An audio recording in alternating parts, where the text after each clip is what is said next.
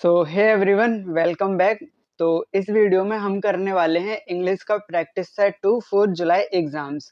इसमें मैं आपको टॉप 10 क्वेश्चंस करवाऊंगा डिटेल में, जो कि हैं पीवाईक्यू, यानी कि जो 2025 और 26 में एग्जाम्स लिए थे डी ट्रिपल एस बी ने, उसके क्वेश्चंस होंगे। और ये हेल्पफुल है D triple S B assistant superintendent के लिए, फॉरेस्ट गार्ड के लिए एंड एमटीएस के लिए। और जैसा आपको पता होगा कि 1 जुलाई से आपके पेपर स्टार्ट होने वाले हैं, तो इसलिए ये जो मैं आपको सीरीज करवाऊंगा ये बहुत ज़्यादा हेल्पफुल रहेगी। तो अब हम अपनी वीडियो को शुरू करते हैं। तो सबसे पहला क्वेश्चन आता है, select the most appropriate article to fill in the blank. If no article is needed, select no article required. So the question is, my mother's birthday falls on dash 20th of May, यानी कि जो मेरी mummy का जो birthday है वो 20th of मे को आता है, यानी कि 21 मई को। तो हमें ये पता है कि जब डेट को ऑर्डिनल नंबर यानी कि फर्स्ट, सेकंड, थर्ड, 20th, 21 इसके साथ हम लिखते हैं तब उसे स्पेसिफिक डेट माना जाता है। और यहाँ पे 20th ऑफ मे यानी कि 20 ऑफ मे जो है वो यहाँ पे स्पेसिफिक है। और मैंने आपको आर्टिकल वाली जो थ्योरी की क्लासेस करवाई थी उसमें डिटेल में बताया था कि जब स्पेसिफिक चीज आती है तो हम उसके साथ कौन सा आर्टिकल यूज करते हैं, डेफिनेट आर्टिकल। और डेफिनेट आर्टिकल क्या होता है, आर्टिकल द। तो यहाँ पे ऑप्शन बी हमारा क्या है, करेक्ट है। देन उसके बाद select the most appropriate option to fill in the blank.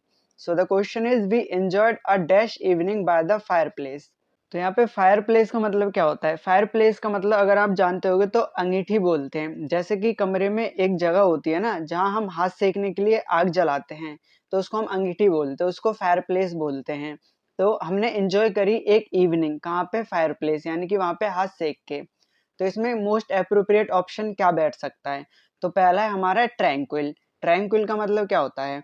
Tranquil का मतलब होता है पीसफुल या फिर काम। तो ट्रैंक्विल का मतलब होता है बहुत ज्यादा पीसफुल या फिर काम, जहाँ पे हमें शांति मिलती है। और डिजेक्टेड का मतलब क्या होता है? डिजेक्टेड का मतलब होता है सैड या फिर डिसअपॉइंटेड। तो हमें पता है कि कोई इंसान सैड होता है, कोई इवनिंग सैड नहीं होती।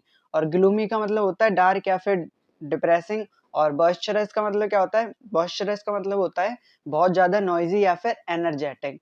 तो ये तीनों यहाँ पे नहीं आएंगे, क्योंकि अब हमने एंजॉय करा अंगीठी के पास बैठकर, जब हम आग हाथ सेक रहे थे शाम को, तो वहां पे ट्रैंक्विल आएगा। यानी कि हमने एक पीसफुल इवनिंग को एंजॉय किया था जो बहुत ज्यादा शांत थी।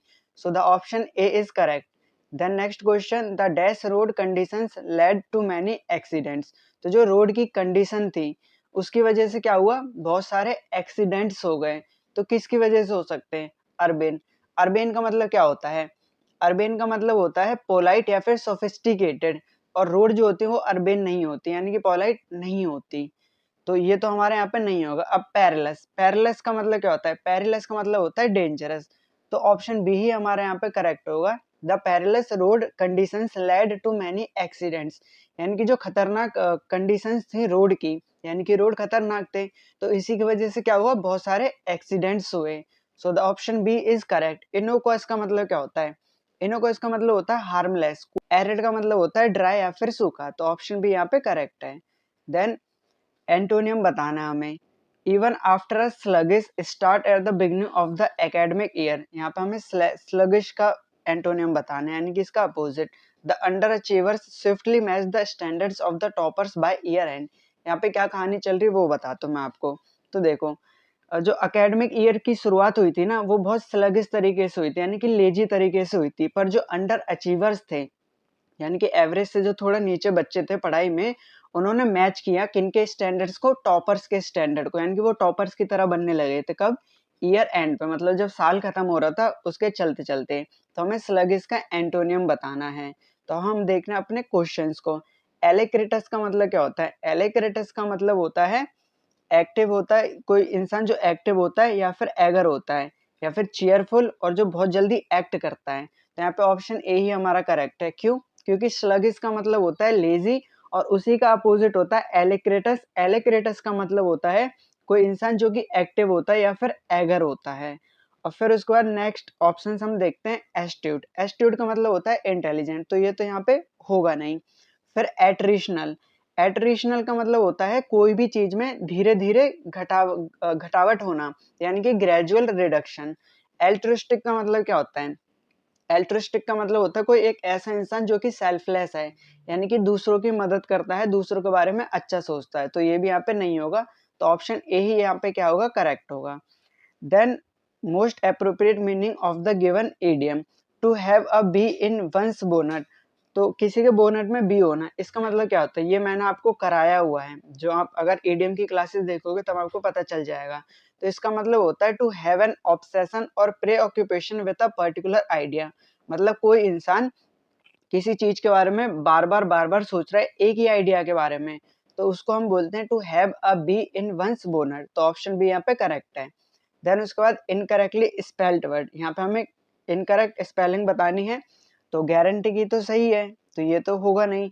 अब है कोनोजर, कोनोजर का मतलब क्या होता है, इसका मतलब होता है एक ऐसा इंसान जिसके पास जो एक्सपर्ट होता है नॉलेज में, स्पेशली किस चीज के बारे में, आर्ट हो गया, फूड हो गया या फिर वाइन हो गया, तो इसकी स्पेलिंग गलत है, इसकी करेक्ट जो स्पेलिंग है वो क्या होती है, CONNOISSEUR, ये होती है, इसको बोलते हैं कोनोजर। देन उसके बाद कोलोकम, कोलोकम का मतलब क्या होता है, कोलोकम का मतलब होता है एक ऐसी गैदरिंग जिस जहाँ पे बहुत सारे इंटेलिजेंट लोग होते हैं, स्कॉलर्स वगैरह या फिर रिसर्चर्स वगैरह, वो मीटिंग करते हैं किसी टॉपिक पे डिस्कस करने के लिए, उसको हम बोलते हैं कोलोक्वम। देन फ़ारेनहाइट, ये टेम्परेचर से रिलेटेड एक क्या है, डिग्री है टेम्परेचर की, तो ऑप्शन बी जो है वो यहाँ पे हमारा करेक्ट है, सी नहीं होगा, डी भी नहीं होगा। देन उसके बाद next question, beat around the bush, beat around the bush का मतलब क्या होता है, इसका मतलब होता है मेन टॉपिक को अवॉइड करना, फालतू की बातें करना, तो ऑप्शन ए करेक्ट है।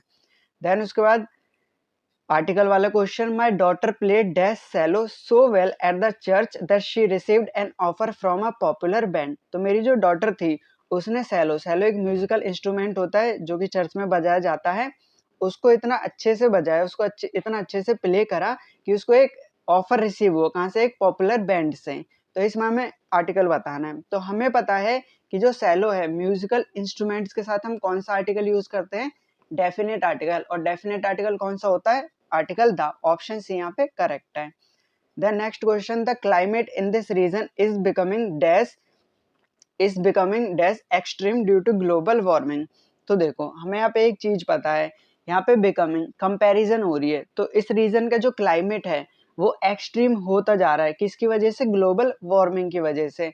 अब यहाँ पे कंपैरिजन होती है, तो कंपैरिजन के लिए हम क्या यूज करते हैं, और एक और चीज, एक्सट्रीम में दो सिलेबल है, मतलब कि इसको बोलने पे आप अटकोगे, जैसे एक्सट्रीम, तो इसके लिए हम मोर या फिर मोस्ट यूज करते हैं, तो एक्सट्रीम तो होगा नहीं, मोस्ट एक्सट्रीम नहीं होगा, द मोस्ट एक्सट्रीम तो बिल्कुल नहीं होगा। अब क्योंकि यहाँ पे कंपैरिजन है तो इसलिए हमें कंपैरेटिव डिग्री चाहिए, तो ऑप्शन ए मोर एक्सट्रीम यहाँ पे एकदम करेक्ट है। Then next question, one word substitute बताना है हमें, when a person accidentally uses a word that sounds like the one they meant but has a totally different meaning, तो इसका जो आंसर है वो आप मुझे कमेंट में बताओगे, और जिसने भी पहले बताया उसको नेक्स्ट वीडियो में शॉर्ट आउट मिलेगा, और उसके बाद फिर मैं जब नेक्स्ट वीडियो लाऊंगा तो इसमें इसका आंसर्स बता दूंगा। आई होप आपको वीडियो पसंद आई होगी, तो अगर अच्छी लगी तो चैनल को सब्सक्राइब कर देना, तो मिलते हैं फिर नेक्स्ट वीडियो में, टिल देन टेक केयर।